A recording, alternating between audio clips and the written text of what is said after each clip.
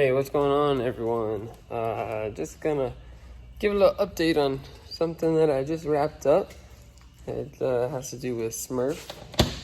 So instead of talking forever, let me just get straight into it.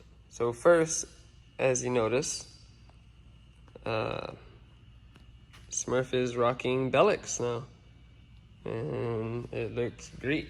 Man, it looks good.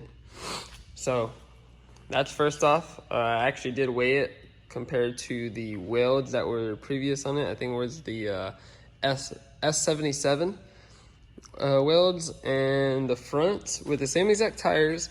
Granted, the fronts are a 17-inch wheel where the welds were an 18-inch wheel, but it's still a 28 tall tire in the front, 28 tall tire back. Same exact tire in the back, actually. But the front was a savings of 8 pounds per wheel, and the rear was a savings, of 4 pounds per wheel. So, and that's wheel and tire. I weighed this wheel and tire setup with versus the other wheel and tire setup. So, overall, what's that? 16 and 8, like 24 pounds total or so. So not a bad savings. On top of that, went ahead and got the Watson Racing roll cage put in, the 6-point. It is the bolt-in setup. So got that taken care of. So now we can go to our local track and shouldn't have any problems running.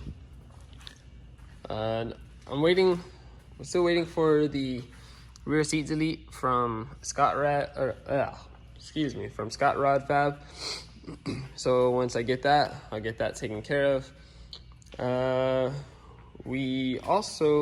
It already had Viking shocks, but you can kind of see them right there. Went ahead and got Viking shocks from through Keltrack, so they should be set up a little better.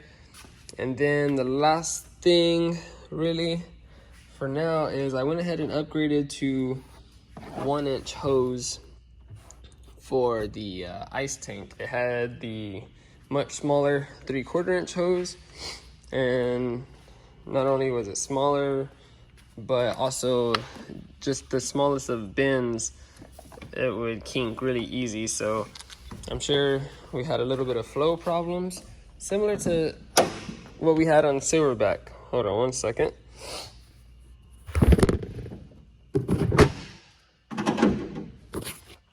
So you can see I have it ran up to here. Same thing on Silverback.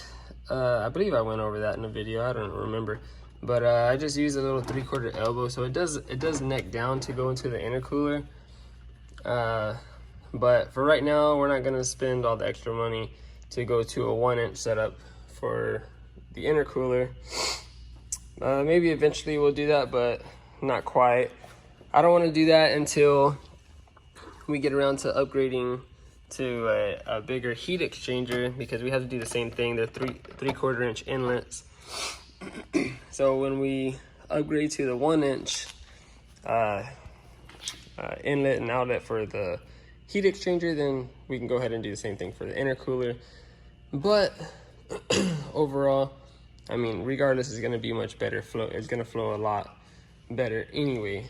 So I think that's pretty much it that I did that I can remember of off the top of my head. I'll be taking the car tonight to a roll race event here at our local track at Alamo City Motorplex here in San Antonio.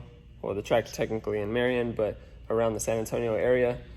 So we're gonna take it to a roll race event and go see how it does, kind of get an idea for how it's gonna be in November when we go to a streetcar takeover, because I'm sure we'll roll race it there. And then October, we're gonna take it back to Quick 30. Gotta go get our clean pass in it, since it didn't do worth a damn last time from the suspension issues that we had. So that should all be taken care of now. Now I just gotta get the power to the ground, get out and run a number. So I'll try and get as much content as I can for the roll racing that we do tonight. And I mean, hopefully I'll be able to drop it fairly soon.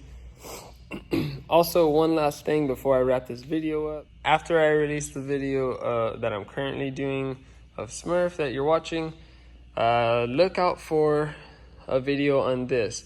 My homie John that I got Carolina Reaper from, we went to Virginia and picked this car up. So he had wanted Carolina Reaper. I bought it from him, and well, then he wanted something else, but he found this car. We went all the way to Virginia to pick it up. The car it's a badass car. It's got so much stuff. So I'll go over all that in the next video. So I'll go ahead and wrap this up. That's pretty much it, guys. To the next video and to the next projects. I will see y'all guys later.